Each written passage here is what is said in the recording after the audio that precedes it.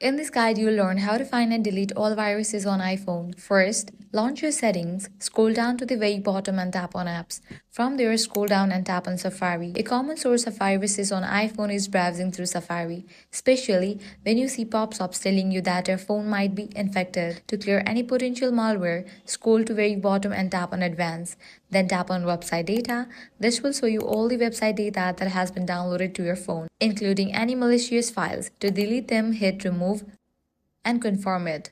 Now, head back, launch your Files app, open it and tap on My Phone, then select Downloads. Look for any files that look suspicious or that you don't recognize.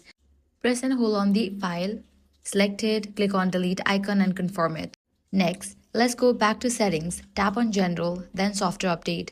While this may seem like a simple step, many software updates include security fixes that can help detect and remove any viruses from your iPhone. If an update is available, install it. You can also tap on Automatic Updates and ensure that security responses and system files is turned on to keep your phone secure. After updating, I recommend turning off your iPhone, hold down the volume up, then side buttons, slide to power off and restart your phone. And that's it. With these, the viruses on your device will be removed. If this guide was helpful, do not forget to like, share, and subscribe.